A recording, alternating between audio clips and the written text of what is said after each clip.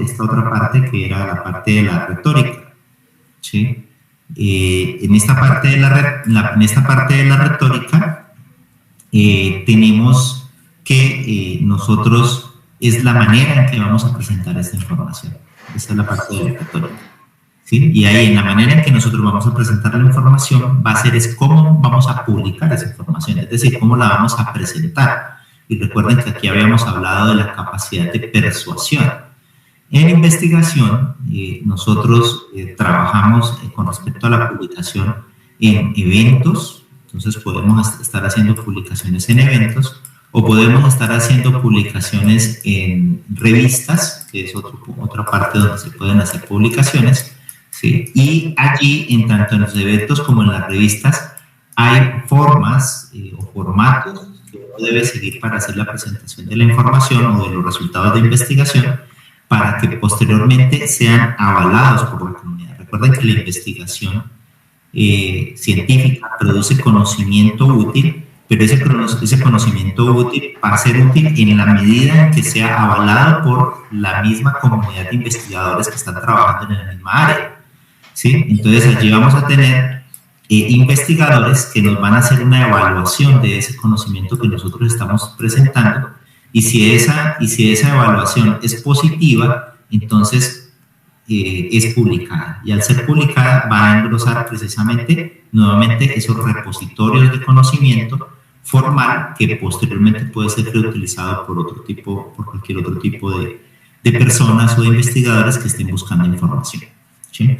Entonces esto es un complemento a lo que ya habíamos hablado la última vez, y aquí pues nosotros vemos que las bases del pensamiento crítico también son las bases de lo que nosotros hacemos en la investigación. Entonces, no está por fuera de lo que nosotros hemos estado trabajando allí. Habíamos visto también la definición de pensamiento crítico, y en esta definición de pensamiento crítico, lo más importante que nosotros deberíamos tener en cuenta es que el pensamiento crítico está más relacionado, más que ser una postura como tal, es un proceso, ¿sí? Y es un proceso en el cual nosotros usamos unas técnicas que nos permitan de manera lógica y de manera reflexiva discriminar la información, ¿sí? Mediante preguntas bien formuladas y para finalmente tener una postura razonable sobre el tema, ¿sí? Eso nos va a ayudar entonces a entender correctamente la información, a saber cuál información no es correcta y cuál información sí nos sirve para la investigación. Otro elemento aquí importante que tenemos es habíamos visto esta parte del pensamiento crítico y hemos visto cómo la investigación se fundamenta en lo que es la observación.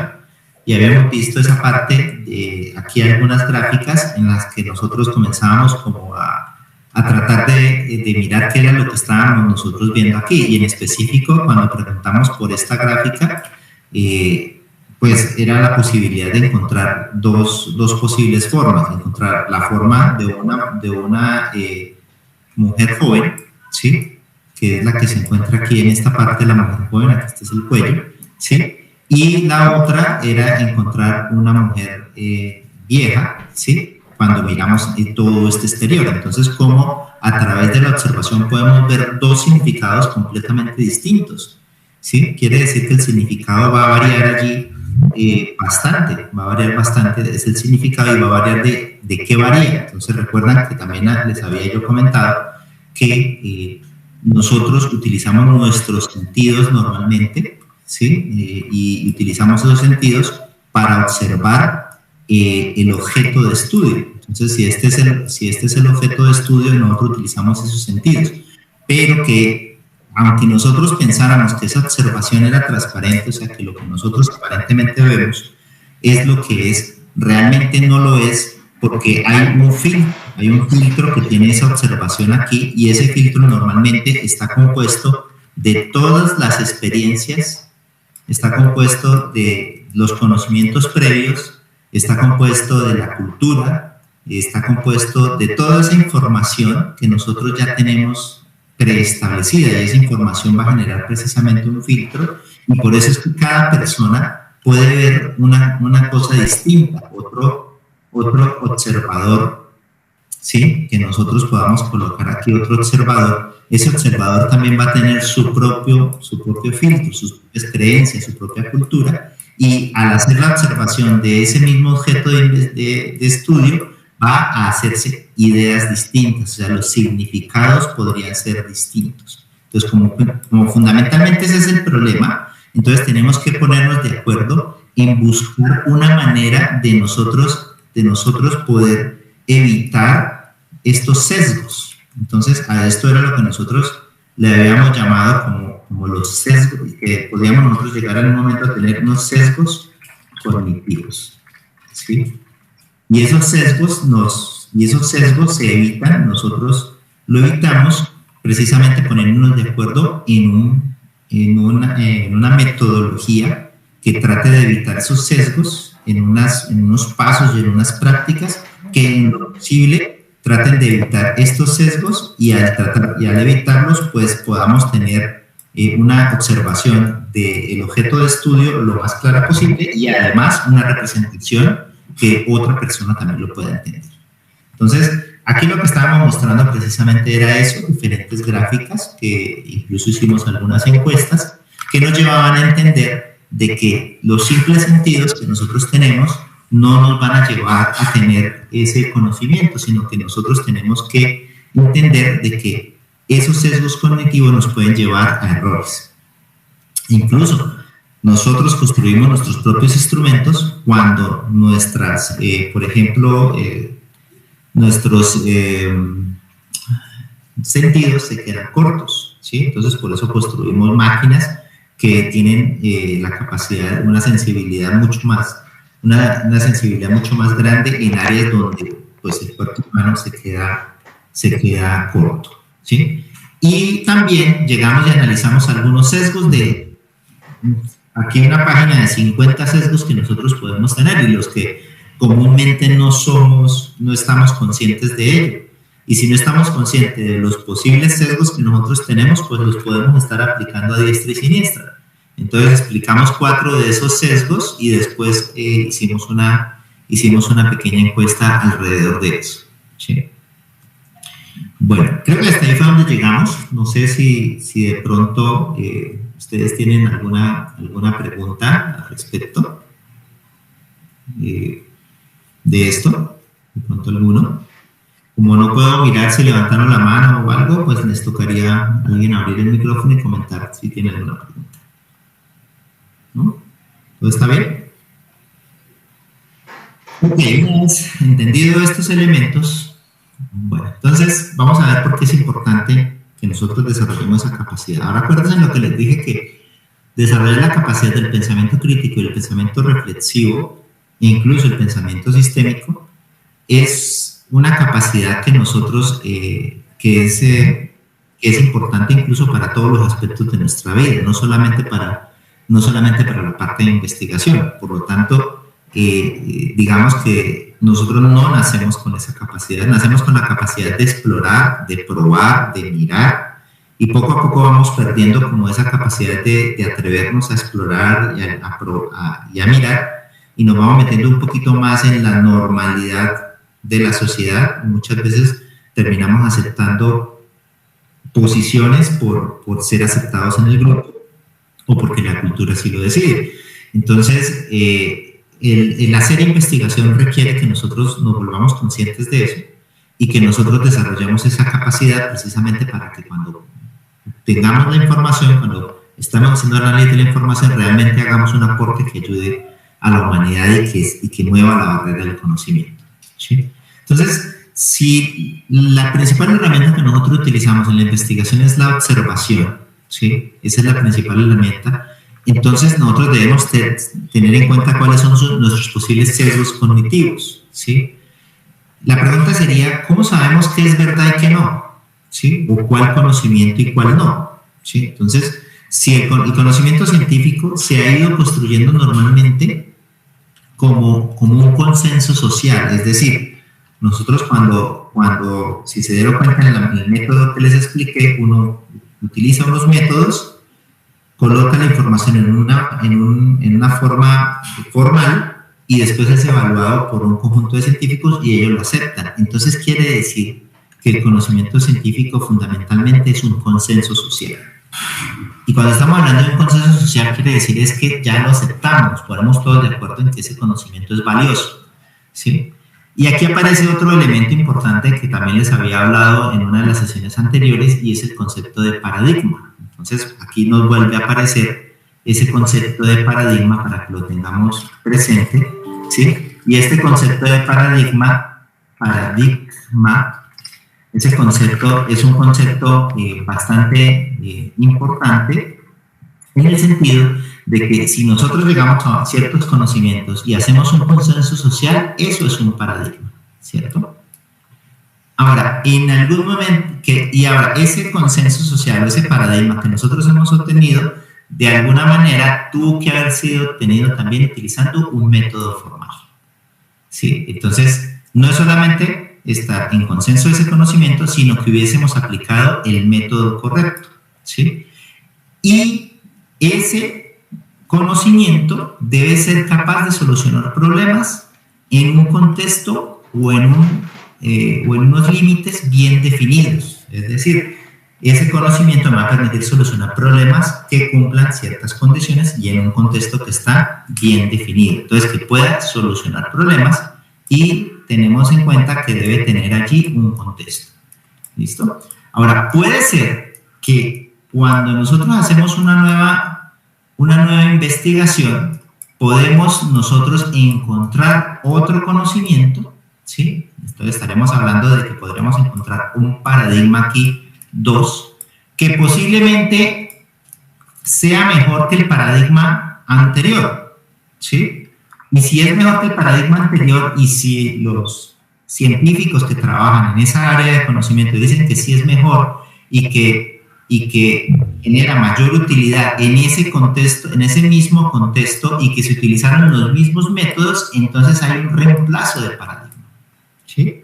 Entonces, el conocimiento anterior, que fue útil e incluso se pudo haber utilizado para crear productos y servicios, ¿sí?, es reevaluado y ahora se utiliza otro conocimiento, ¿sí?, que posiblemente utiliza mejores métodos, mejores técnicas e incluso puede desarrollar mejores herramientas y que generan mejores beneficios, ¿sí? Entonces, habría un cambio de paradigma. Y así es como va evolucionando la ciencia. La ciencia va evolucionando haciendo esos cambios, esos reemplazos. O incluso puede hacer que ese nuevo concepto no reemplace el paradigma 1, sino lo complemente o lo mejore, ¿sí? Entonces, en ese caso, hay una evolución de ese conocimiento, ¿sí?, en donde va obteniendo incluso una mejora, ¿sí? Un aporte de conocimiento podría ser un mejor método para obtener muestras de cáncer, por ejemplo, ¿sí? Tengo entendido que hubo alguna investigación así, donde las muestras de cáncer en las mujeres del útero antes se hacía de una manera que era más invasiva, y después un médico lo que hizo fue proponer un mejor método para obtener esa misma muestra, y con eso pues propuso un nuevo conocimiento y fue reconocido por eso. Entonces, no necesariamente estamos hablando de que cuando tú generas un conocimiento estás generando un conocimiento que ni siquiera existía. O sea, podría generar un nuevo conocimiento que puede mejorar el proceso que se estaba haciendo, o puede ser un conocimiento que no existía antes. ¿Listo? Entonces, esto es importante en la parte de diferenciar el conocimiento valioso del que no es valioso. Ahora, digamos que nosotros podemos, con el pensamiento crítico, lo que nosotros podemos hacer es que podemos ayudar a los investigadores a encontrar ese conocimiento de valor, ¿sí? ¿Por qué? Porque el pensamiento crítico es la base del método científico, ¿sí? Y cuando nosotros definimos el método científico, lo que se está buscando es que ese pensamiento sea crítico, que sea reflexivo. Luego, el pensamiento crítico nos va a llevar a un método riguroso. El pensamiento crítico, lo primero que nos dice es que recolecta la información de fuentes fidedignas. Es lo primero que hace.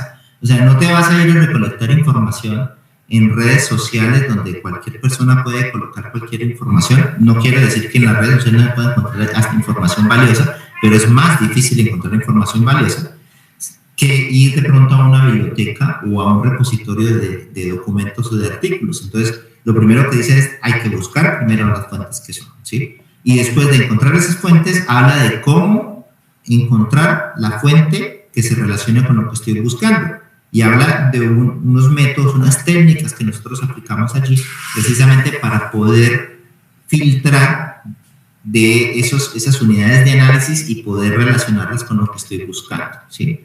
Ahora, ese método lo que trata es precisamente de quitar esas pequeñas pirámides que mostré en la diapositiva anterior, esas pirámides de creencias, de experiencias previas, pueden ser positivas o negativas, de la cultura, de otros conocimientos, etcétera, etcétera. Entonces, lo que trata es dejar por fuera esos juicios y preconceptos, ¿sí? ¿Y cómo lo hace? A partir de la duda, una duda mayéutica, una duda que se va dando una detrás de otra hasta ir encontrando la información.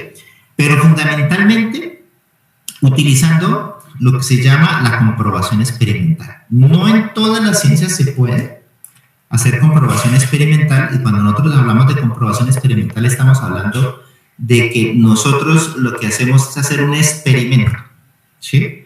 No todas las ciencias se puede hacer, algunas ciencias son más digamos que las ciencias, digamos, teóricas, son más de comprobar o más basados sobre la lógica y la reflexión. Hay otras ciencias como las ciencias sociales, ¿sí? También en las ingenierías, también nosotros tenemos la posibilidad de experimentar, donde nosotros podemos ir a la realidad donde sucede el problema y hacer un proceso de observación con unas herramientas para capturar la información. O podemos ir a un laboratorio y controlar absolutamente todas las variables que puedan incidir y hacer un proceso de observación. Aislamos todas las variables que pueden incidir y dejamos solamente las variables que nos interesan y hacemos un proceso de comprobación. Eso es hacer experimentación. Y esa experimentación también es formal, de tal manera que cuando tengamos los datos nosotros podamos hacer ese proceso de razonamiento lógico y obtener luego esa información que va a ser validada en la comunidad. ¿Listo? Entonces, esa es la gran importancia que tiene precisamente esta parte del pensamiento crítico. Miremos este videito que me gusta el mensaje que deja. Vamos a ver si yo coloco aquí un poquitico más de volumen.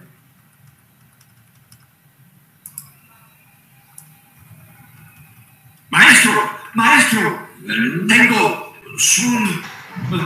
Son muy malas noticias. Ay, Shifu, solo hay noticias, no son buenas o malas. Maestro, su visión fue correcta. Taylor ha escapado de prisión, viene en camino. Esas son malas noticias. Si no crees que el guerrero dragón puede vencerlo. El panda. Maestro, ese panda no es el guerrero dragón. No debería estar aquí. Fue un accidente. Los accidentes no existen. Sí, ya lo sé. Ya me lo había dicho 2 veces. Bueno, eso tampoco fue un accidente. 3. Mi viejo amigo, el panda jamás cumplirá con su destino ni tú con el tuyo hasta que olvides la ilusión del control. ¿Ilusión? Sí, mira este árbol, Shifu. No puedo hacer que florezca cuando me place, ni hacer que dé frutos antes de temporada. Pero hay cosas que podemos controlar. Controlo cuando caiga la fruta. Y controlo... ¡Ya! ¡Hora de plantar la semilla! Esa es una ilusión, maestro. Ah, sí. Pero no importa lo que hagas, esa semilla se convertirá en un durazno. Podrás desear un manzano o un naranjo, pero tendrás un durazno. Pero un durazno no puede vencer a Taylor. Tal vez sí puede, si tú estás dispuesto a guiarlo, a nutrirlo, a creerlo. Ok, bueno, entonces, este pequeño pedacito de Kung Fu Panda me gusta precisamente porque tiene bastantes mensajes relacionados a lo que estamos nosotros hablando acá, ¿sí? Y precisamente es lo que estamos haciendo, ¿sí? Nosotros estamos en un semillero en el cual lo primero que tenemos que hacer, un semillero de investigación, lo primero que tenemos que hacer es capacitarnos en investigación. Podríamos hacerlo de dos maneras. Podríamos hacerlo planteando una idea, y lo podemos hacer de por sí de las dos maneras, pero aquí estamos iniciando primero de la manera un poco más formal, ¿sí? Y es empezar a colocar ideas y empezar a trabajar, y en el camino de empezar a trabajar, entonces empezar a corregir, empezar a decir, bueno, esto se hace así, pues este es el método que se utiliza, hay que hacerlo evaluar de esta manera. Eso podría ser una de las maneras. La otra manera es comenzar a buscar información, o estas sesiones en las cuales nosotros de primera mano obtenemos la información de cómo hacer investigación. Sin embargo, si ustedes se dieron cuenta, hay dos mensajes bastante interesantes, ¿sí? El primer mensaje se llama la ilusión del control, ¿sí? Por más de que lo que nosotros queremos hacer, ¿sí?, es dejar aisladamente todas esas creencias, prejuicios con nosotros las personas, cuando tenemos información o observamos información de una realidad o observamos un problema, de todas maneras va a ser muy difícil tener el 100% del control. O sea, podemos acercarnos en un momento, como lo decía allí el otro maestro, yo puedo decidir cuándo cortar, dónde sembrar. O sea, nosotros tenemos cierta libertad, ¿sí? Pero no tenemos el control total. Entonces, en lo posible, en lo que nosotros podamos tener control de lo que está en nuestras manos, pues sería bastante interesante que lo pudiéramos hacer bien. Otra cosa es lo que en el camino nosotros vamos encontrando. Muchas veces podemos encontrar que lo que estábamos pensando, que estábamos investigando, era correcto, o puede ser que no tenía nada que ver, y en ese sentido tenemos que ser completamente sinceros con lo que sucede. El otro concepto interesante era el concepto de la semilla, ¿sí? La semilla, y en este caso yo podría decirles que ustedes son las semillas de este semillero. La semilla tiene en su corazón ya una identidad, tiene unas capacidades y tiene una potencialidad, ¿sí?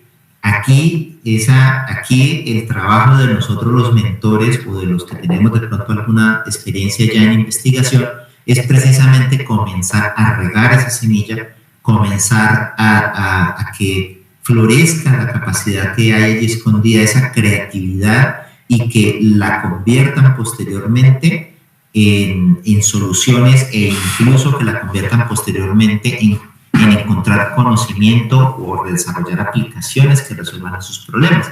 Sin embargo, eso va a depender solamente de ustedes. Es decir, nosotros le podemos dar lo mejor que nosotros podamos hacer en orientación, pero son ustedes los que van a ser los principales actores de su desarrollo. Son ustedes los que principalmente van a saber o van a poner ese recurso mental, van a poner ustedes esa fuerza para poder lograr hacer las cosas. Entonces, ese es un llamado que les hago, ¿sí?, a que ustedes aprovechen todos estos elementos, y a que aprovechen estos espacios, y aprovechen esa motivación que tienen para continuar. Esto es un proceso, ¿sí? No es algo de que yo entré y que, bueno, ya entré, entonces ya soy investigador. No, es un proceso. Y es un proceso que requiere un poco de esfuerzo. Entonces, por eso dice aquí, educar hoy en día está relacionado a acumular conocimiento y traspasarlo a la mente del estudiante. Eso era lo que nosotros teníamos como educación, o sea, como si nosotros pudiéramos coger de aquí, sacar acá y ponerlo en la otra mente. Y la ilusión de que entonces el mejor estudiante es el que da exactamente las mismas respuestas que uno dijo que tenía que dar, y eso no es así. Eso está para reevaluarse, ¿sí? Entonces ya no es simplemente estamos hablando de acumular conocimientos. Sí hay procesos acumulativos, porque pues en la medida que tú vas trabajando vas acumulando conocimientos, ¿sí? Pero ese conocimiento que vas acumulando o que vas interrelacionando es un conocimiento dinámico, como les acabo de mostrar antes. Es un conocimiento que en algún momento lo aceptamos y en otro momento no lo aceptamos. Y cada uno somos co-creadores o constructores de ese conocimiento, ¿sí? Entonces, eso es lo primero que debemos tener en cuenta. Ahora, las universidades nos dedicamos ya en este momento a crear profesionales como si fueran fábricas de pan, ¿sí? Como lo estamos viendo aquí, ¿sí? Incluso con recetas. Y realmente, pues digamos que ese es uno de los grandes problemas en la parte de la educación. La educación, nosotros queremos colocarle la misma fórmula a 30 estudiantes, ¿sí? Y que la misma fórmula funcione para incentivar a los mismos 30 estudiantes. Y eso no funciona, porque cada uno de ustedes y cada uno de nosotros somos individuos completamente diferentes, con diferentes afinidades, con diferentes capacidades, y mientras para uno de ustedes puede ser más fácil leer un texto, para otro puede ser más fácil mirar un gráfico, mientras para uno es más fácil reflexionar, el otro necesita moverse y hacer para poder entender. Entonces no hay forma de nosotros crear una única receta, pero sí podemos aprovechar nosotros estos espacios para, desde lo que nosotros tenemos dentro de nosotros mismos, podamos aprovecharlos y ganar ese conocimiento. Cada ser humano es una semilla, como ya les había dicho, ¿sí? Con todo el potencial de desarrollar una vida abundante y consciente. Esto es muy importante y es algo que yo he venido haciendo ya en los últimos años. Yo no pretendo aquí enseñarles a ustedes solamente la técnica aceptada por los investigadores en IoT o por los investigadores en computación inteligente, porque hay que hacerlo porque esa es la manera en que se está haciendo ese conocimiento, pero yo quiero también de que ustedes ganen también una capacidad individual de reconocerse como individuos, ¿sí? Individuos con una potencialidad de individuos que vinieron a vivir bien, felices, a entender que este universo es abundante, a tener conciencia de lo que experimentan y cómo manejarlo correctamente, para que ustedes aprendan a vivir bien y dignamente, y a que aprendan ustedes a escapar precisamente de las trampas en las que nos encontramos hoy en día. Y una de las trampas es que mucha de la cultura que hoy maneja la sociedad es una cultura que está basada para un capitalismo extremo. Es decir, ¿a qué me refiero con eso? Está basada es para que nosotros reaccionemos emocionalmente ante estímulos, y lo que generemos para sentirnos bien y abundantes sea comprar, sea endeudarnos. Entonces, todo está desarrollado y todos los modelos están desarrollados precisamente para que nosotros siempre estemos buscando algo más allá. Siempre estemos como que si compro ese carro, o si tengo esa novia o ese novio que tiene estas características, estoy siendo exitoso. No, el éxito, sí, es el concepto de éxito después de buscar y de leer mucho, es muy diferente, ¿sí? El concepto de vivir bien es muy diferente, y para mí es muy importante también enseñarles eso, y es uno de mis objetivos. Entonces, por eso, en todas estas intervenciones, en todas estas capacitaciones, yo voy a ir colocando goticas y voy a ir colocando cositas que nos van a llevar precisamente a estos elementos. Y lo que yo espero es que poder formar individuos no solamente que tengan el formalismo y la capacidad científica, sino poder formar o ayudar a formar individuos que sean humanos, que sean capaces de vivir bien, que sean capaces de aportar a esta sociedad y que de alguna manera tengan éxito como personas. Eso es lo que estoy buscando, y por eso relaciono estos elementos. Aquí, qué pena, saqué la presentación. Bueno, entonces, esto ya pasó. Ahora, hay unos elementos básicos que debemos tener en cuenta, ¿sí?, en esta parte del pensamiento crítico. Entonces, para poder pensar críticamente debemos desarrollar adicionalmente estos elementos. Aquí hay uno que dice que debemos escuchar y no solamente oír, ¿sí? Eso lo hemos escuchado algunas veces, o lo hemos visto algunas veces, y hay una gran diferencia entre escuchar y oír, ¿sí? ¿Y cuántas veces nosotros nos hemos sentado a charlar con otras personas, ¿sí? Y muchas veces estamos oyendo todo lo que nos dice, de pronto nos está hablando de toda una tragedia, nos está hablando de todo un problema que está viviendo, pero nuestra mente está por allá en otro lado, ¿sí? Nosotros estamos pensando de que si dejé prendido el café, o estoy pensando si me fue bien en el parcial, o estoy pensando si cuando llegue a la casa me va a tocar, me van a regañar por una cosa, por otra cosa. Entonces, ¿eso qué quiere decir? Que nuestra mente no está en el momento presente, ¿sí? Y para escuchar, nosotros tenemos que estar en el momento presente, ¿sí? Escuchar significa poner toda tu atención, ¿sí?, en la persona que te está hablando, ¿sí? Olvidando de momento pues, las cosas que están atrás o que van a estar a futuro. Una buena persona que escucha generalmente es una persona que tú la ves que te pone toda la atención y pone todos tus sentidos, todo el cuerpo se enfoca hacia la otra persona, ¿sí? Y abres todos tus sentidos para mirar sus gestos, para mirar la entonación de la voz, y todo eso le va dando información, incluso para sentir la emoción que está manejando. Ese proceso, les aseguro que les va a dar muchísima más información a ustedes que simplemente oír el mensaje nomás. Entonces, por eso es supremamente importante esa interacción, pero que esa interacción sea totalmente consciente, ¿sí? Hay otro elemento aquí que es también bastante importante, es el observar y no simplemente ver, ¿sí? El observar significa que no es solamente capturar la imagen y quedarte con la imagen que capturaste, es comenzar a poner atención en los pequeños detalles, ¿sí? Hagan ustedes ese ejercicio, comiencen a hacer ustedes este ejercicio, y yo les he puesto algunos ejercicios, ojalá lo estén haciendo. Cuando estuvimos hablando del ejercicio de los hábitos, ojalá hayan hecho el ejercicio del hábito de cuando se despiertan, digan gracias, estoy vivo, gracias Dios, gracias universo, gracias Madre Tierra, ¿sí? Estoy vivo, amanecí nuevamente, mi familia está bien, estoy respirando, estoy con salud, ¿sí? Ahora, hagamos otros ejercicios acá, en su casa, con sus hermanos, con sus familias, ¿sí? Con las personas con las que normalmente interactuamos, hagamos procesos de escuchar, ¿sí? Hay personas que ni siquiera hacen ese proceso, quieren es hablarnos, ¿sí? Entonces uno hace el proceso de escuchar atentamente y observar.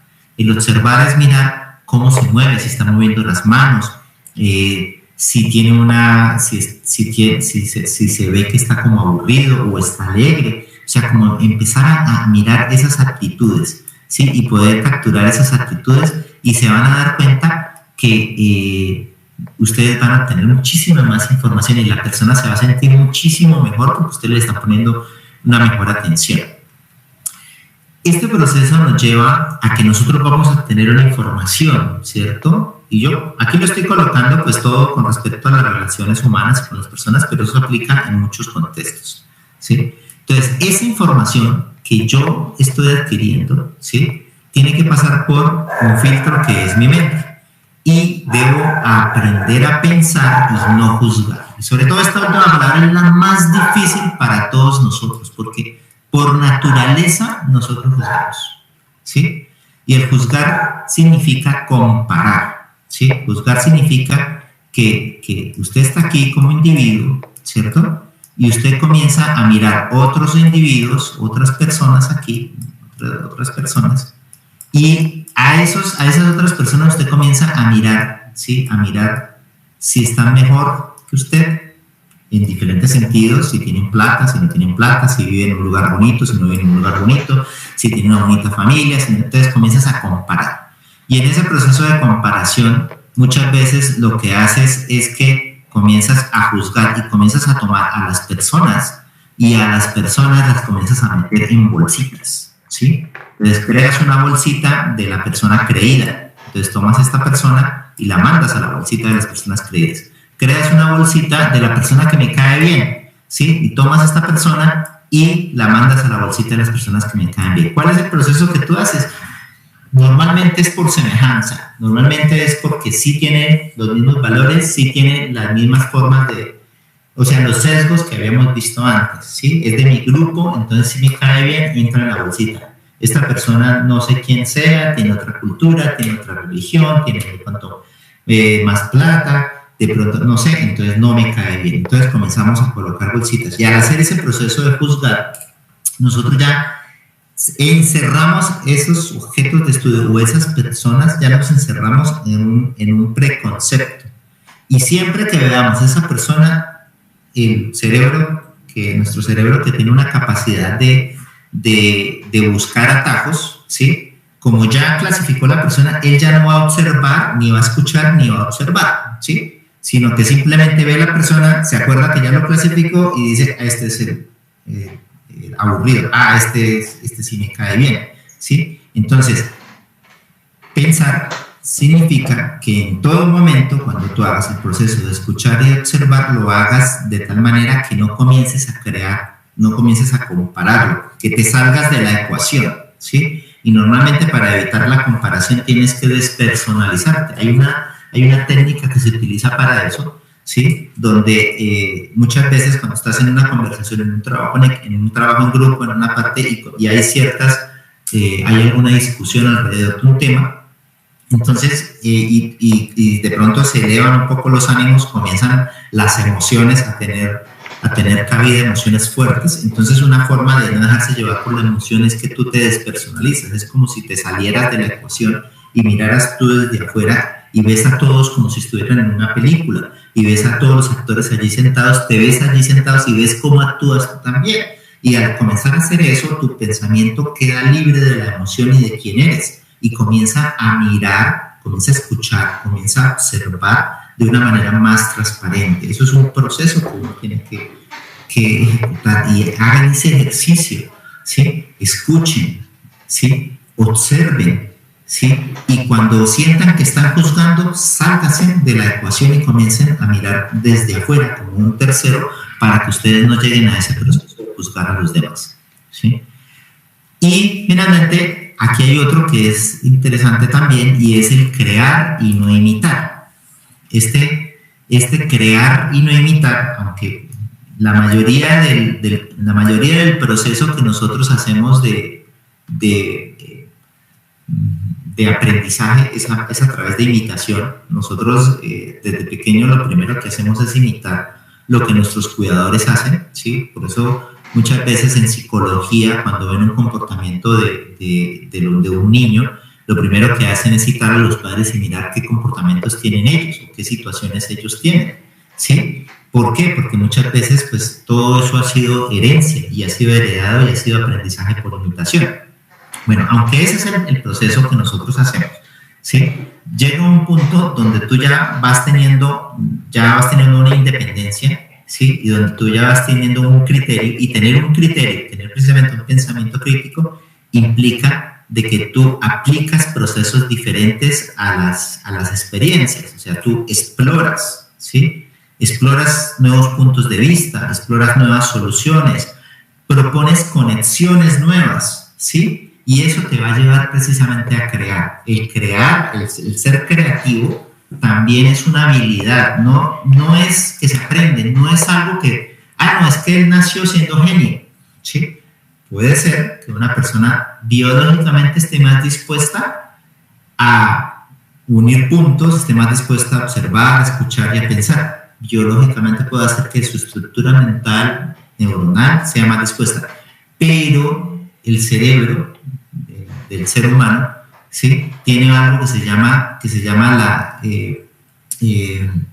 es elástico, es decir, el cerebro, la plasticidad del cerebro, o sea, el cerebro es capaz de automoldearse, y todo en esta vida se puede conseguir con hábitos, y se puede conseguir con los ejercicios correctos y haciéndolo paulatinamente. O sea, todo esto en esta vida es acumulativo. Entonces, si nosotros comenzamos a hacer el proceso de escuchar, comenzamos a hacer el proceso de observar y cada vez que tengamos esa oportunidad, comenzamos a realizar estos procesos y pensar, mirar que no estemos juzgando, y comienzo a conectar los puntos, ¿sí? Conectar los puntos de diferentes cosas que yo he estado haciendo. Entonces comienzo a crear. Entonces ya estamos en un punto donde aprendemos y enseñamos, ¿sí? Estamos en un punto donde en algún momento estamos aprendiendo modelos, formas exitosas, ¿sí? Y en algún otro momento, en la forma de actuar de nosotros, cuando creamos, cuando generamos nuestra propia forma de pensamiento y forma de actuar, empezamos a enseñar también. Entonces comenzamos a ser unos pensadores críticos allí. El pensamiento pensamiento crítico debe partir de sí mismo, ¿sí? Es decir, no hay forma de que tú llegas, te sientas y dices, me leo este libro y ya soy pensador crítico. No, ¿sí? Requiere autodirección, ¿sí? Es decir, tú mismo te planificas, tú mismo decides y tomas la decisión de comenzar a desarrollar esa habilidad.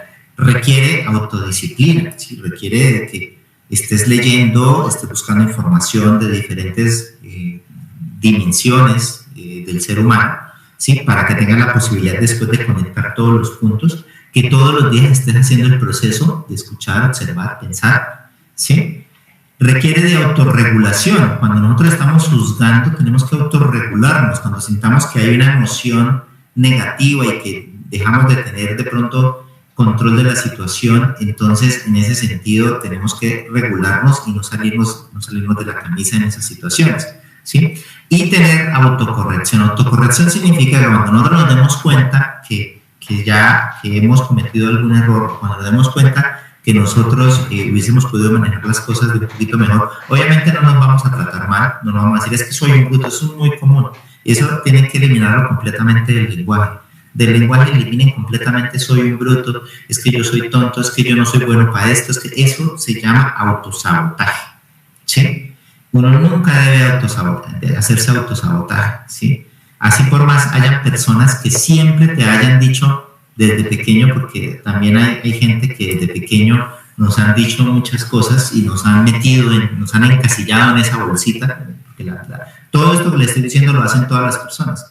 Entonces nos han encasillado en esa bolsita y hay muchas personas que nos encasillan como tontos, como bobos, o nos encasillan como brutos, o nos encasillan como personas o que somos con mucha ira, ¿sí? Pero eso es una forma de pensamiento y nosotros tenemos que tener la posibilidad precisamente de autogestionarnos. Y ahí vuelve, aunque es un poco ya tradicional y como lo de siempre, ¿sí? Lo que decía allá en el templo, en Grecia, conócete a ti mismo, ¿sí? Entonces ese es el auto. El auto es empezar nosotros a mirar cómo nosotros actuamos, analizarnos a nosotros mismos, escucharnos. La principal persona que nosotros debemos empezar a escuchar somos a nosotros mismos. ¿Cómo nos hablamos? Nosotros nos oímos, no nos escuchamos. ¿Cuántas veces ustedes nos han dicho cosas feas y no se dan cuenta? Están haciendo un problemita aquí y se equivocaron y duraron 2 horas y después cuando se devolvieron se dieron cuenta que habían cometido un pequeño error y muchas veces no tienen la tendencia de llegar y decir, es que yo soy un bruto, me estoy hablando mal, ¿sí? Y eso, la palabra y el repetirlo, yo todas esas veces, nuestro cerebro tiene otra consigna, aparte de que busca atajo, tiene la consigna de volver realidad lo que nos decimos a nosotros mismos.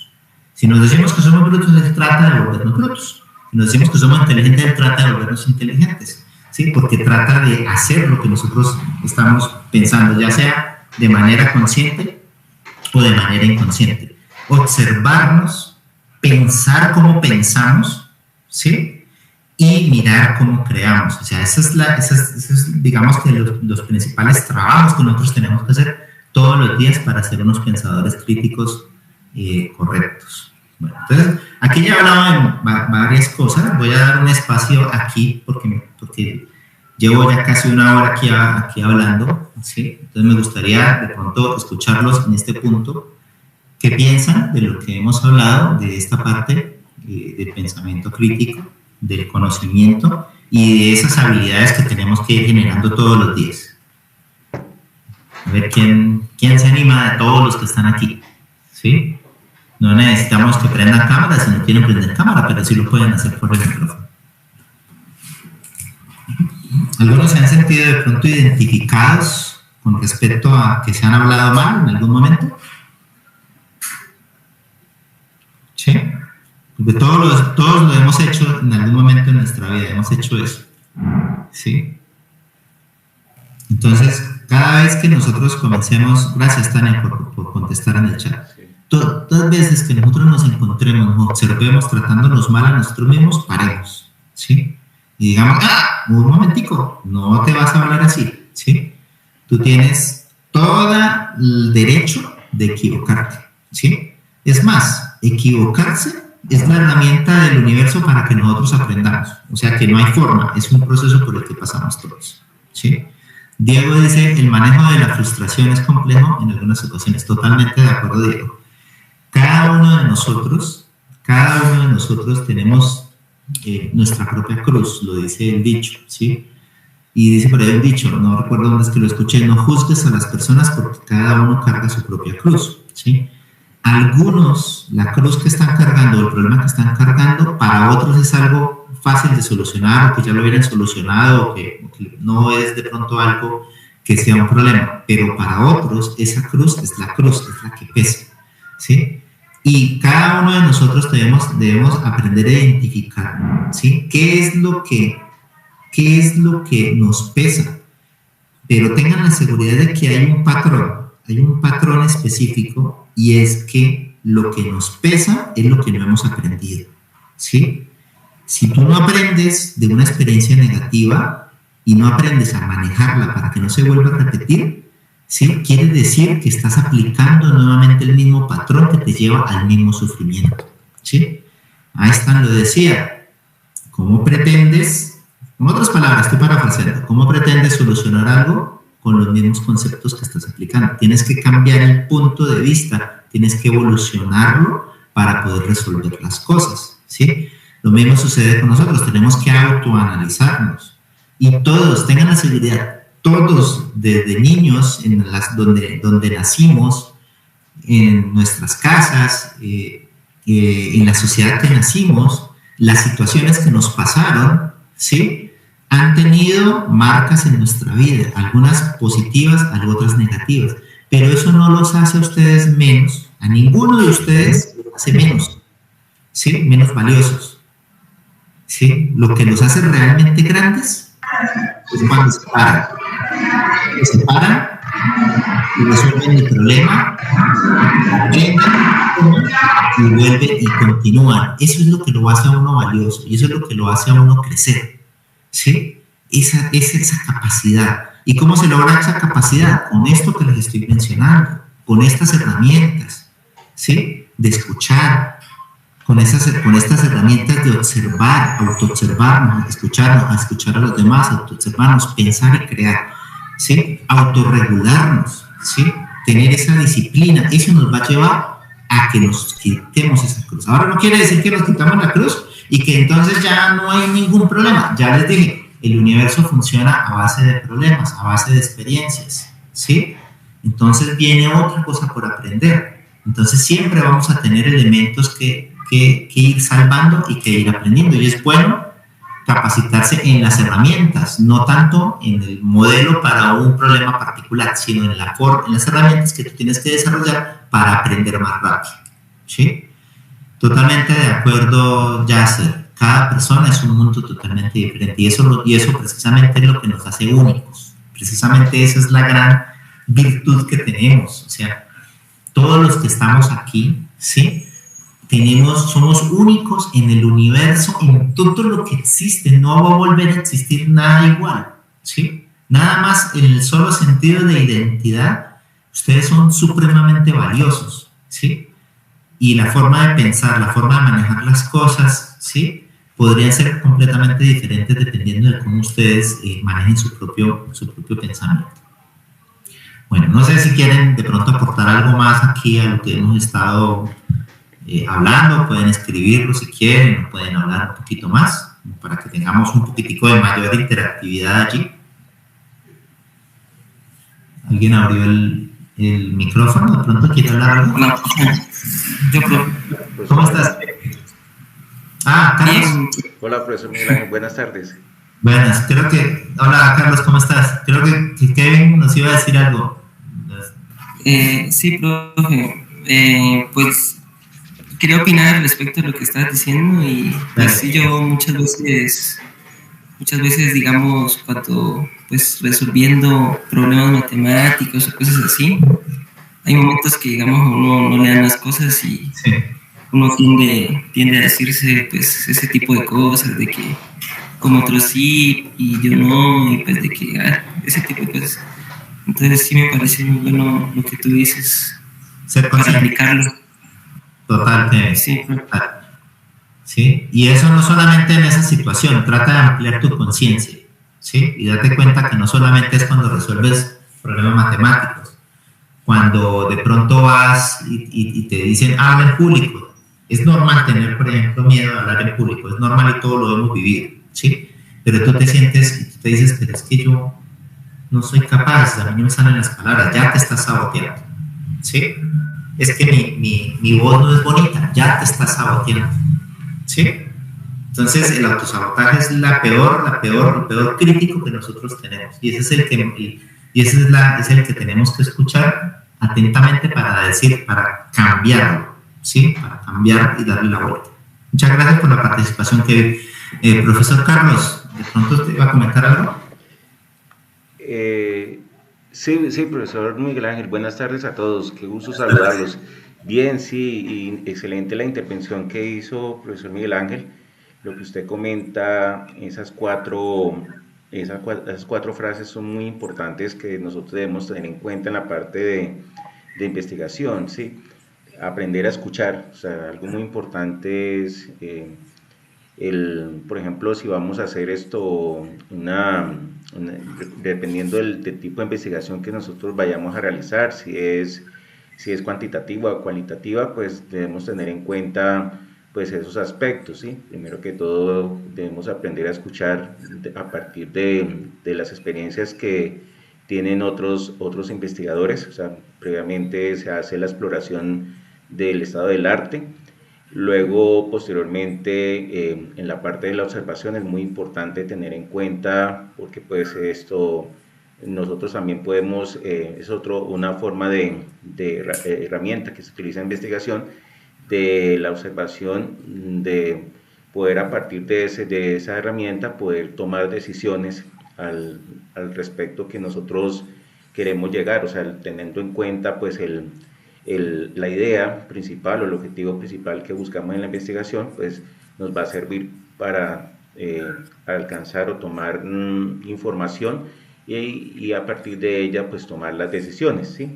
El siguiente es muy importante, ya después a partir de tener las ideas, lograr pensar, o sea, para luego adquirir un nuevo conocimiento, que es lo que llegamos o queremos llegar a obtener con la investigación, ¿sí?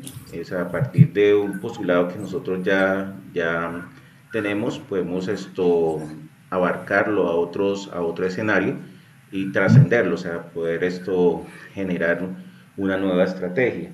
Y el último, pues lo más importante es lo que usted comenta, es de la parte de la creación, ¿sí? Debemos ante todo tener muy claro la combinación de esos 4 elementos, y lo que buscamos aquí pues llaman nuestro semillero, ¿sí? Que seamos previamente, creamos o crear nuevas nuevo conocimiento que pueda con el ámbito social, que es lo más importante que debemos llegar. Y esas 4 palabras importantes que manifestó el pensamiento crítico, de la parte de la autodirección, la autodisciplina, la autorregulación y la autocorrección, es muy importante, ¿sí? De pronto uno por la experiencia, yo les comento en la parte de cuando yo inicié como docente, pues mucha gente me decía, bueno, ¿usted cómo inició en la parte de docencia? Yo siempre les comento a los estudiantes de que una vez un estudiante me comentó, profe, yo quisiera hacer algún día así como está usted, o sea, ser docente, o sea, orientar a otras personas. Y yo les decía, pues primero que todo tiene que tenerle amor, pasión a este arte, ¿sí?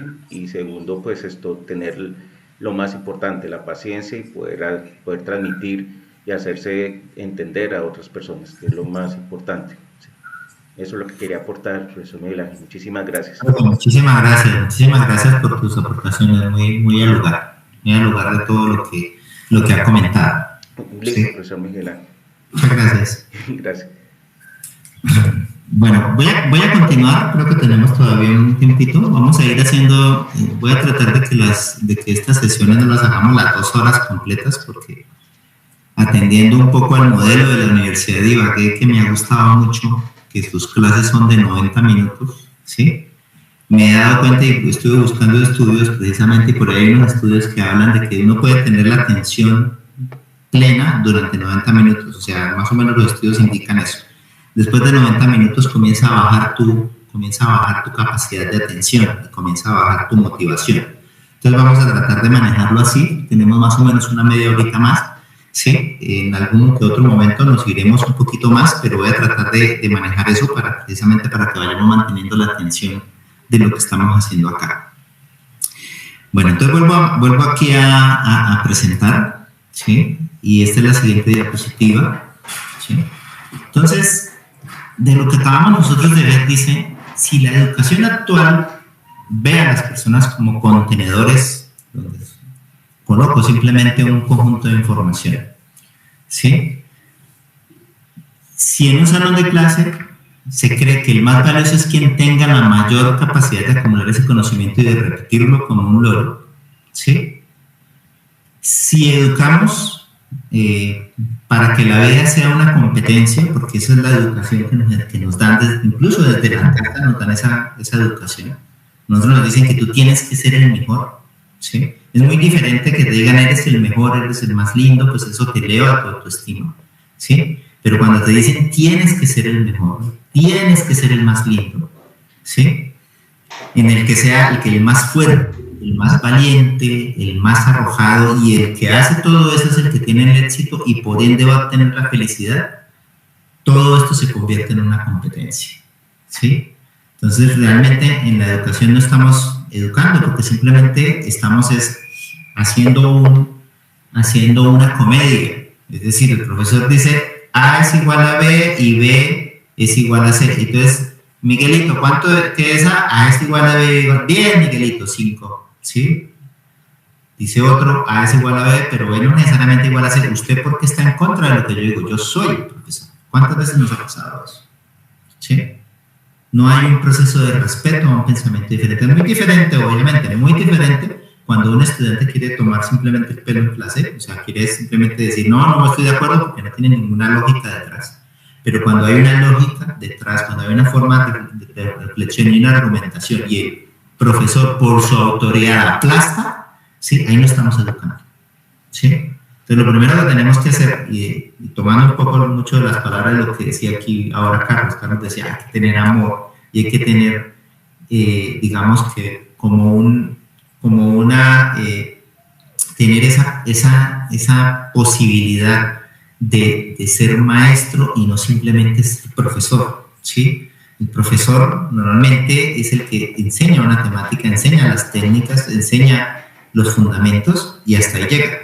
Pero el maestro te enseña la experiencia, te enseña esa visión crítica, te enseña a pensar primero, te enseña la parte humana, ¿sí? El maestro es capaz de bajar, ¿sí?, a tu nivel y mucho más abajo y decir, bueno, me ganaste y desarrollaste muchísimo mejor eso. Ese es el maestro. El verdadero maestro riega esa semilla, ¿sí?, con la mejor intención, y si la semilla da unos frutos mejores y más grandes, el maestro lo que va a hacer es aplaudir, porque eso es lo que uno desea como maestro, ¿sí? Eso es lo que uno desea, que ese árbol florezca y sea el mejor árbol de manzanas o el mejor árbol de peras, pero que lo sea, ¿sí? Entonces, ahora, en ese sentido, no deberíamos educar para la competencia. Nosotros estamos educando precisamente para la competencia. Entonces entendemos el mundo no como que el mundo es abundante, sino entendemos que el mundo es escaso, ¿sí? Cuando nosotros estamos haciendo eso, que estamos educando precisamente para la competencia, que es lo que tenemos aquí, ¿sí? Entonces le hacemos entender a las personas, a nuestros hijos, a nuestros estudiantes, a las personas con las que trabajamos, que el mundo es escaso, y como el mundo es escaso, entonces tenemos nosotros que empezar a pelearnos, y yo tengo que ser el mejor del otro.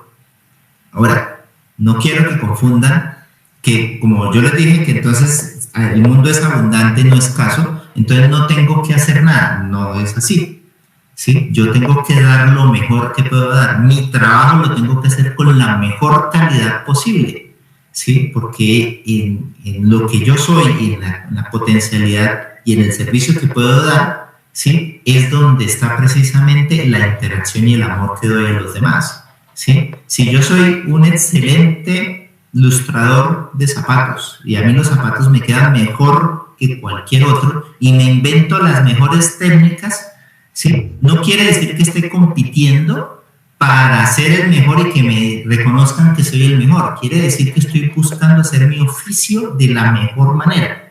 Los reconocimientos, la abundancia, ya todo este tipo de cosas vendrán por añadidura.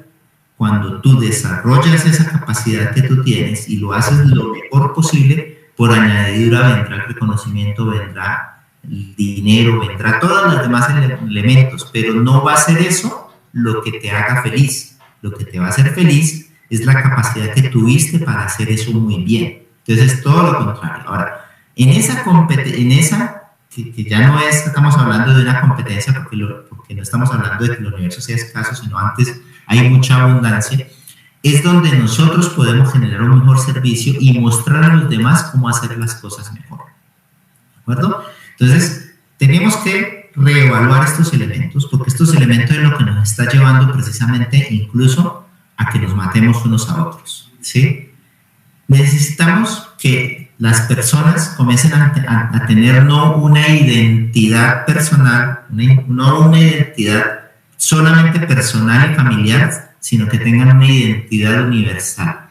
¿A qué me refiero con esa identidad? Me estoy refiriendo a que yo reconozca que el otro, por diferente que sea, si es un hindú, si es un argentino, no tengo nada ni con los argentinos, ni chileno, ni ecuatoriano, ni estadounidense, son personas que también tienen los mismos problemas, los mismos procesos de pensamiento, las mismas potencialidades y los mismos derechos a obtener esa gran abundancia, ¿sí? Y son nuestros hermanos, y son hermanos que pueden enseñarnos o podemos nosotros enseñarles, ¿sí? Entonces, en ese sentido, nosotros empezamos a tener esa conciencia universal, que las plantas, que este mundo también merece ese cuidado, ¿sí? Que el universo, que el sol merece ese cuidado. Entonces, cuando nos identificamos de esa manera, dejamos de tener esas competencias y dejamos de ver al otro como alguien que te va a quitar, sino ver al otro como alguien que te va a dar la posibilidad de aprender y de disfrutar más de esa abundancia.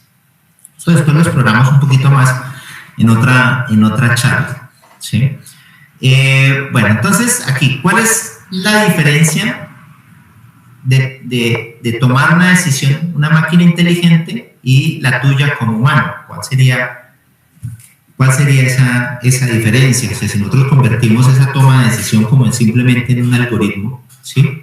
Entonces quiere decir que le damos los datos y le damos la información a un algoritmo y le dejamos que él tome la decisión, ¿sí? Y entonces, ya, ¿eso es todo el ser humano? No creo, ¿cierto?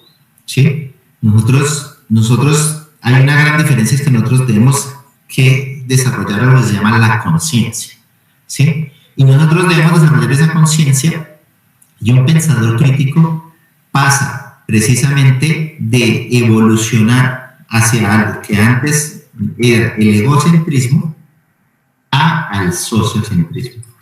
Hay un libro que es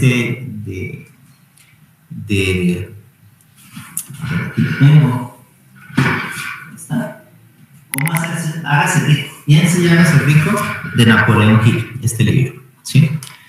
Y este libro, mirándolo, porque aparentemente ustedes dirán, bueno, ¿cómo así? Entonces, leyendo el libro de cómo hacerse rico, y ahí vienen los preconceptos, ahí vienen precisamente los prejuicios, y ahí es cuando nos enseñaron a nosotros que es que un rico abusa de los demás, que es que un rico es una persona que es creída, que no te mira, que es que un rico nunca va a mirar por el bienestar de los demás, ¿sí? Y entonces con todos esos preconceptos nosotros decidimos no ser ricos, ¿sí? Eso es, la relación con el dinero que nosotros tenemos es nefasta, pero las personas que comienzan a entender que la riqueza no está relacionada a esos elementos, ¿sí? Sino que la riqueza precisamente está relacionada a unos hábitos y a unas actitudes que nosotros podemos desarrollar, ¿sí? Nos damos cuenta que ser rico no es un pecado, ¿sí?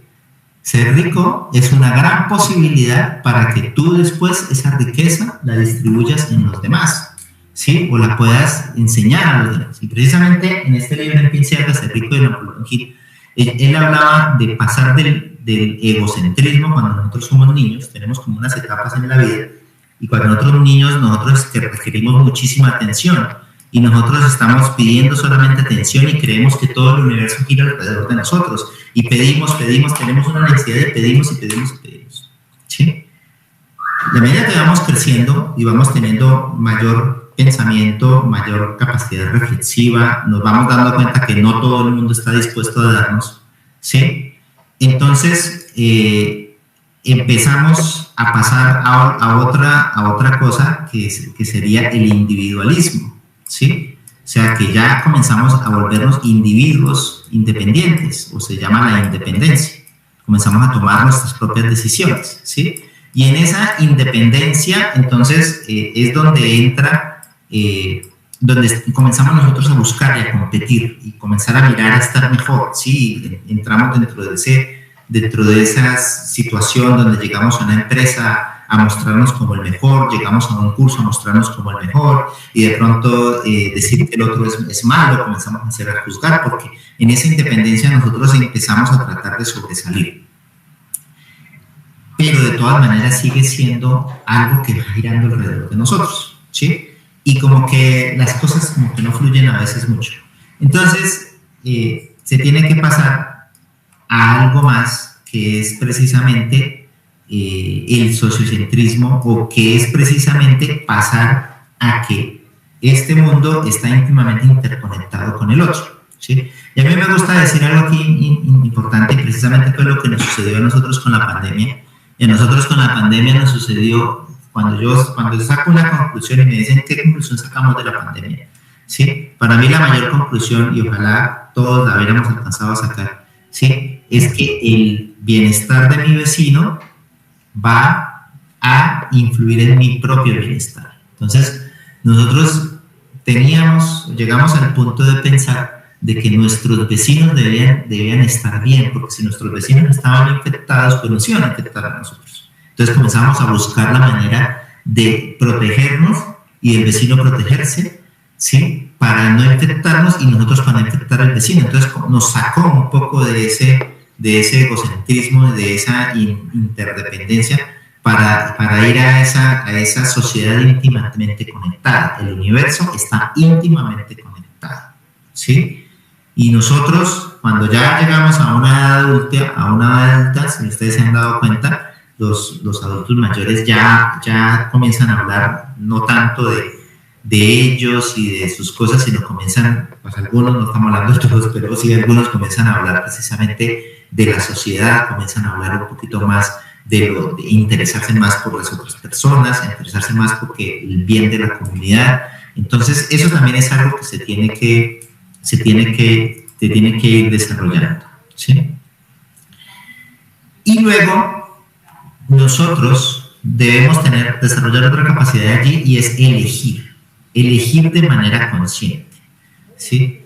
Ese es nuestro principal don, el don que nosotros tenemos de la elección, ¿sí? Muchas de las cosas que nos suceden, a no ser que sean cataclismos o cosas eventuales, ¿sí? Nos suceden por lo que nosotros elegimos. El poder de la elección nos lleva a la responsabilidad, ¿sí? Es algo sencillo. Si te ofrecen droga, ¿sí? Te ofrecen cocaína o te ofrecen cualquier psicoactivo, tú tienes la posibilidad de decir si lo acepto o no lo acepto. Ahora, esa posibilidad de decir si lo acepto va a tener unas responsabilidades, que pueden ser unas responsabilidades graves, que pueden ser algo que no sean tan graves dependiendo de tu cuerpo, ¿sí? O no aceptar va a tener también unas responsabilidades. La cosa es que tú siempre eliges, ¿sí? La cosa es que si yo elijo conscientemente o inconscientemente, muchas veces elegimos de manera inconsciente, ¿sí? Muchas veces elegimos por esos sesgos, por el sesgo del grupo, porque todo el grupo lo hace. Entonces yo elijo hacerlo porque el grupo me acepte, ¿sí? Yo elijo hacerlo porque me siento mal y necesito algo que me haga sentir bien, y así sepa yo que me va a hacer daño, ¿sí? El hecho es que independientemente por cuál sea la razón que tú tomaste esa elección, vas a tener una responsabilidad, ¿sí? Y vas a tener una respuesta que la vas a tener que asumir. Luego, cuando nosotros tomemos una elección, debemos hacerlo de la manera más consciente posible, sopesando todas las opciones, y después de que tomemos la decisión, no echarle la culpa absolutamente a nadie, porque fue tu decisión, ¿sí? Entonces, eso es otro elemento importante. Ser responsable de tu elección, ¿sí? Y si tu elección fue buena, vas a disfrutar la elección. Si fue mala, pues tienes que aprender, ¿sí? No importa cuál sea la elección. Muchas veces uno no tiene la suficiente información y posiblemente no tiene la suficiente experiencia, y algunas veces uno se equivoca y está bien equivocarse, ¿sí? Pero si me di cuenta que me equivoqué, no debo quedarme en esa equivocación, ¿sí? Debo mirar qué voy a aprender. Mi pregunta es: ¿qué tengo que aprender? ¿Sí? Y cuando lo aprenda, cuando vuelva a ocurrir esa misma situación, entonces, ¿qué es lo que voy a hacer con ese aprendizaje? ¿Sí? Todo esto tiene implicaciones muy prácticas en la parte social, ¿sí? La parte de desarrollar estas capacidades, este pensamiento crítico, tiene implicaciones en cómo te relacionas con las demás personas, ¿sí? Estás manipulando, estás haciendo bullying, te sientes discriminado, estás manipulando o eres manipulado.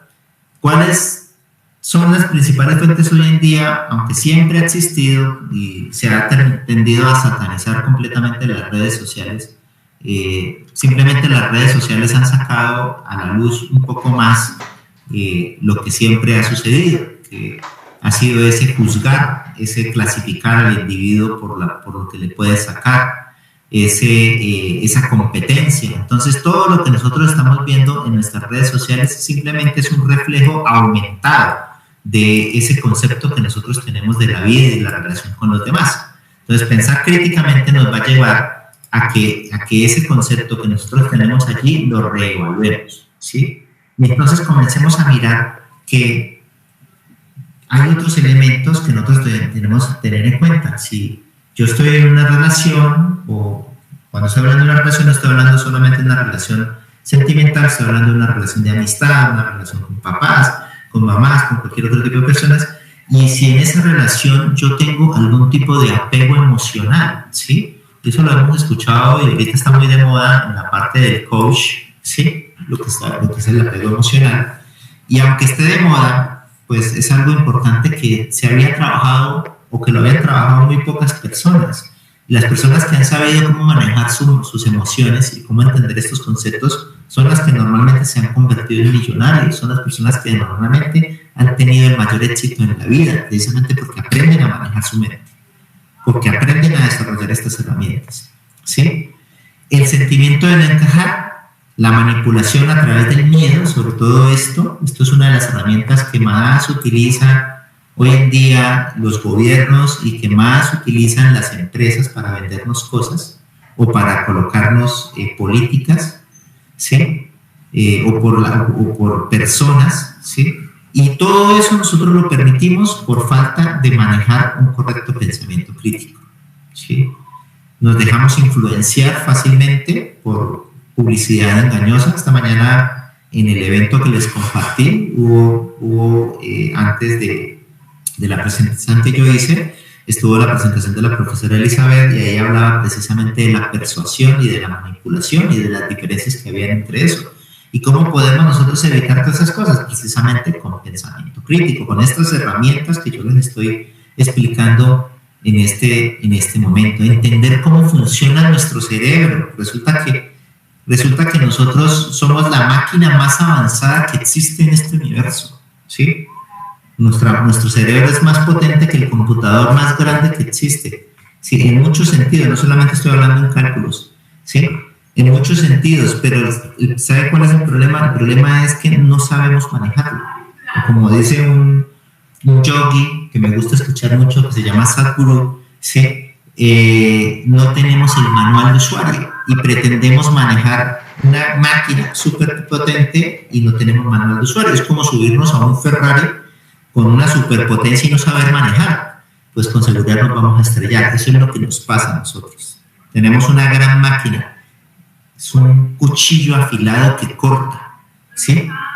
¿sí? Pero no sabemos manejar ese cuchillo afilado, no sabemos hacer los cortes que necesitamos, porque nuestro cerebro es de dividir, de cortar, es de clasificar, pero no sabemos manejarlo correctamente. Y mucho menos cuando está atado a lo que nos hace precisamente los seres humanos, y son las emociones humanas, ¿sí? Somos los únicos seres vivientes que nosotros nos pensamos a nosotros mismos y que manejamos emociones. No estoy diciendo que no hayan seres vivientes que no también tengan amor, que no también tengan miedo, que no también tengan ira, pero nosotros lo hacemos conscientemente y hacemos una interacción consciente entre las emociones y el pensamiento, o a veces también inconsciente, pero hacemos una relación entre los dos. Pensamiento crítico implica un entendimiento entonces de la mente, un entendimiento de las emociones. ¿Y tú cómo puedes aprender eso? Pues tienes que leer, tienes que tomar libros. Este libro de Piense y hágase rico es sobre cómo volverse rico, pero aquí habla de muchas cosas, del manejo de las emociones y del manejo de la mente, ¿sí? Tengo libros de la parte espiritual, he leído libros de la parte emocional, he leído libros sobre la parte metafísica, he leído libros sobre la parte física. O sea, todo ese conocimiento y todos esos elementos después nos va a permitir ir atando los cabos, ¿sí? E ir mejorando en todo sentido, ¿ya? Entonces, la idea es que debemos dejar de ser víctimas, ¿sí? Porque es fácil victimizarse por todo lo que nos sucede, a entender que con el conocimiento adecuado, si buscamos el conocimiento adecuado, entender nuestra mente, entender cómo funcionamos, incorporar hábitos adecuados en nuestras vidas, porque el hábito es la manera en que incorporamos esas acciones que nos van a llevar a obtener el éxito en muchos aspectos de nuestra vida. Es posible que identifiquemos si nos estamos dejando manipular o permitiendo llevar a situaciones dolorosas. Entonces, eso es muy importante. Bueno, aquí ya también nuevamente hablé bastante. Aquí estos últimos 5 minuticos, pues abro el espacio para que complementemos acerca de lo que les acabé de comentar y acabé de decir. Pueden escribir o pueden abrir la cámara o pueden hablar. Cuéntenme cómo se sienten, de lo que han escuchado, qué piensan. Es bastante información y por eso lo estoy tratando de dejar también grabado, ¿sí? Porque todo esto uno tiene que volverlo a realizar, uno tiene que volverlo a mirar y uno hace el proceso de pensamiento y vuelve otra vez, revisa y vuelve y sigue. Esto no se logra con una sola sesión, ¿sí? Para mí, llegar a todas estas conclusiones y llegar a toda esta información que les estoy compartiendo ha sido ya varios años de trabajo y de autoestudio, ¿sí? Y de autoaprendizaje, y como mentor y la posibilidad que me ha dado la vida de poder ser mentor, pues es lo que quiero, regar semillas, y quiero que ustedes tomen su propia decisión, ¿sí? Bueno, los escucho. Vamos generando un poquitico más esta interacción entre nosotros.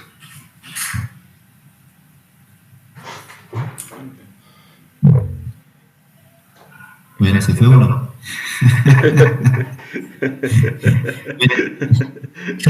Eso es otra forma de decir, ¿no? Eso es otra forma de decir, no me gustó, chao.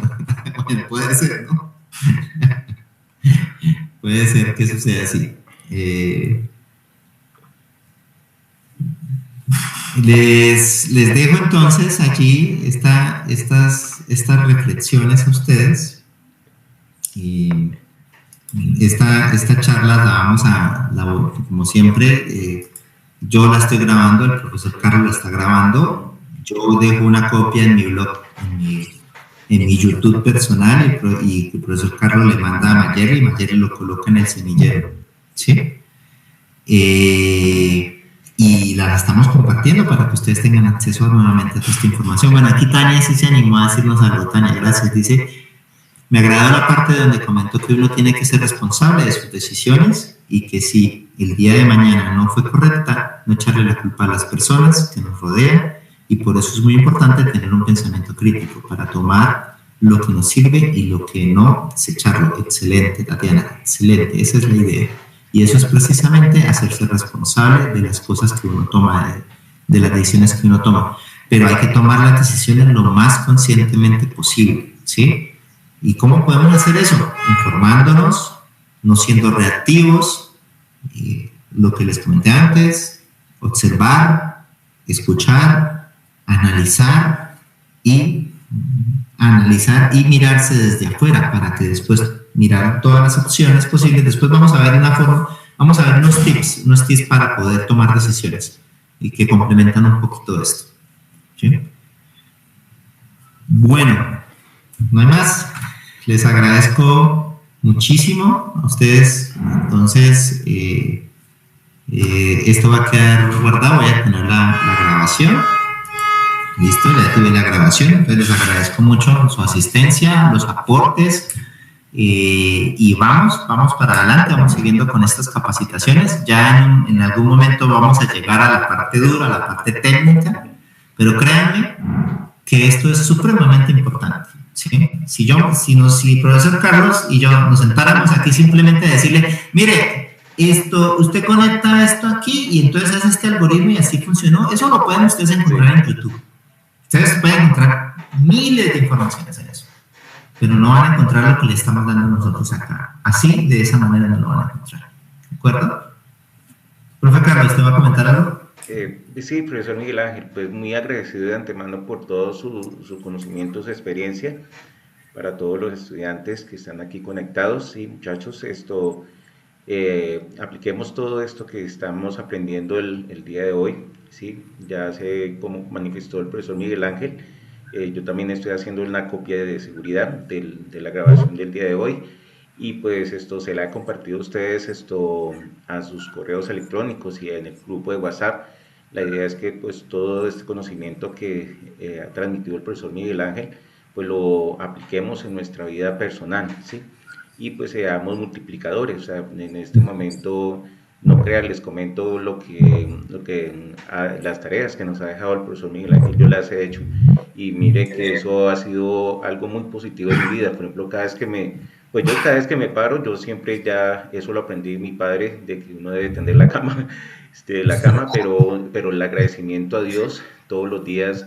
Lo primero que yo me paro cuando abro los ojos y me paro ya de la cama, alzo los brazos, le digo: gracias Dios por este nuevo día, y no crean, muchachos, eso anima muchísimo y se llena usted de positivismo, con ánimo positivo para hacerlo, ¿sí? Entonces, metámosle las ganas y vayamos poco a poco. Yo sé que esto que se está haciendo es un proceso lento, pero es un proceso bien seguro, por eso se llama semillero. La idea es empezar conociendo, agradecerle antemano al profesor Miguel Ángel de acuerdo a la experiencia que él tiene, y pues todos como él manifestó, no solamente los conocimientos no solamente es de ayer, sino de bastante tiempo, y pues están muy bien fundamentados y documentados los conocimientos, y de antemano pues de mi parte agradecerle, hacerme recordar esos escenarios que en algún momento lo vi cuando inicié la maestría en metodología de investigación. Y eso, no crean, muchachos, todos los días aprendemos algo nuevo, y eso es muy importante recordarlo, y eso lo logramos con la experiencia, ¿sí? Esperar, vamos poco a poco y vamos afianzando mejor los conocimientos, las ideas, y ya posteriormente vendrá lo que es la parte técnica, que es lo que nos interesa a todos, lo más importante. Mil gracias, profesor Miguel. Sí, gracias a ti por las palabras, Carlos, y una cuña publicitaria. Yo la otra semana voy a estar allá en Ibagué, y la idea es que me va a llevar aquí dispositivos y voy a hacer un taller de IoT allá. O sea, yo creo que vamos a tener por lo menos unas 2 o 3 sesiones.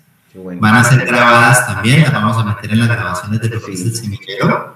Entonces, si aquí hay estudiantes de la Universidad de Ibagué, por favor, sáquense un tiempito para la próxima semana, ¿sí?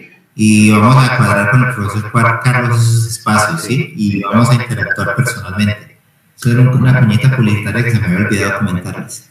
Claro, Tatiana, sí, te avisamos, sí, estamos pendientes, tú estás en el grupo y yo les estoy enviando la información por correo electrónico. Gracias por su asistencia. Listo, bueno, que estén muy bien todos. Bueno, gracias, profesor Miguel Ángel. Gracias, muchachos, a todos por conectarse. Hasta luego. Listo, muchas gracias, hasta luego. Hasta luego. Gracias. Yo antes de irme tengo una duda con esa sesión que no sé si les entendí bien. ¿Física va a ser para la próxima semana? Sí, señor. Pero se graba. Entiendo. No, yo sí puedo ir, solo era para saber. El próximo jueves, ¿no? ¿La misma hora? Vamos a mirar porque si lo que queremos es aprovechar esa semana, yo creo que van a ser por lo menos unas 2 sesiones mínimo. Entonces yo creo que estaremos planeando el sábado, el domingo o el lunes estaremos haciendo la planeación. Podría ser de pronto uno el martes y otro el jueves. Sí, pero tenemos que buscar el mejor espacio donde hacernos y los que puedan venir. Y la idea es que podamos venir, encontrarnos allí y los que no puedan, pues que se peguen virtualmente. Listo, era para, pues a ver, como para acomodar cosas con familia y todo. Muchas gracias.